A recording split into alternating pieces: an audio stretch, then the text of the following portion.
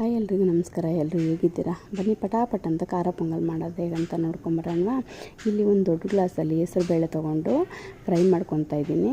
Colour change ಆಗೋ ಮಟ್ಟಕ್ಕೆ fry ಮಾಡಿಕೊಂಡ್ರೆ ಸಾಕು. ಸ್ವಲ್ಪ ಸ್ಲೋ ಸಿಮ್ಮಲ್ಲಿ ಇಟ್ಕೊಂಡು ಫ್ರೈ ಮಾಡ್ಕೊಳ್ಳಿ.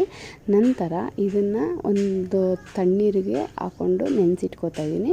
ಅದೇ ಗ್ಲಾಸ್ನಲ್ಲಿ 1 ಗ್ಲಾಸಷ್ಟು ಅಕ್ಕಿ ತೊಗೊಂಡಿದ್ದೀನಿ. ಅದನ್ನು ಕೂಡ ಚೆನ್ನಾಗಿ ತೊಳೆದು ನೆನೆಸಿಟ್ಕೊತಾ ಇದ್ದೀನಿ. ಇಲ್ಲಿ 1 ಟೇಬಲ್ ಸ್ಪೂನ್ ಮೆಣಸು, 1 ಟೇಬಲ್ ಸ್ಪೂನ್ ಜೀರಿಗೆ, ಸ್ವಲ್ಪ ಕರಿಬೇವು, ಸ್ವಲ್ಪ ಗೋಡಂಬಿ, ಶುಂಠಿ ಪೇಸ್ಟ್, ಬೆಳ್ಳುಳ್ಳಿ ಪೇಸ್ಟ್, ಹಸಿಮೆಣ್ಸಿಕಾಯಿ ತೆಗೆದಿಟ್ಕೊಂಡಿದ್ದೀನಿ.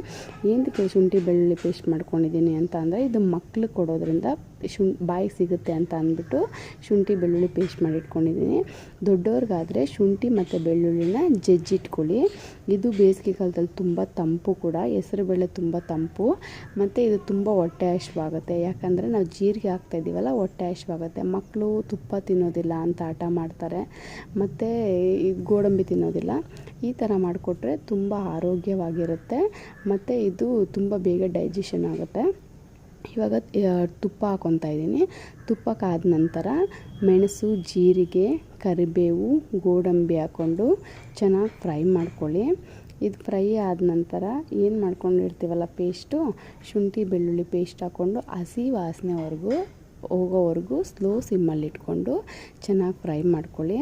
ಇದು ಫ್ರೈ ಆದಮೇಲೆ 1/4 ಟೇಬಲ್ ಸ್ಪೂನಷ್ಟು ಅರಿಶಿನ ಹಾಕ್ಕೊಂಡು ಚೆನ್ನಾಗಿ ಎಣ್ಣೆ ಬಿಡೋ ಮಟ್ಟಿಗೆ ಫ್ರೈ ಮಾಡ್ಕೊಳ್ಳಿ.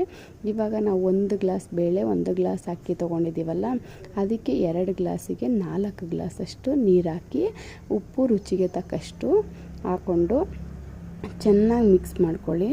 ಇದು ಮಿಕ್ಸ್ ಆದ ನಂತರ ನೆನೆಸಿಟ್ಕೊಂಡಿರ್ತೀವಲ್ಲ ಅಕ್ಕಿ, ಆ ಅಕ್ಕಿನ ಮತ್ತು ಬೇಳೆನೂ ಇದ್ರ ಜೊತೆಗೆ ಹಾಕಿ ಚೆನ್ನಾಗಿ ಮಿಕ್ಸ್ ಮಾಡಿಬಿಟ್ಟು 2 ಅಥವಾ 3, ದೊಡ್ಡವ್ರಿಗಂದರೆ 2 ವಿಷಲ್ ಬಂದರೆ ಸಾಕು. ಚಿಕ್ಕ ಮಕ್ಕಳು ತಿನ್ನೋದಾದರೆ 3 ವಿಷಲ್ ಬಡಿಸಿ.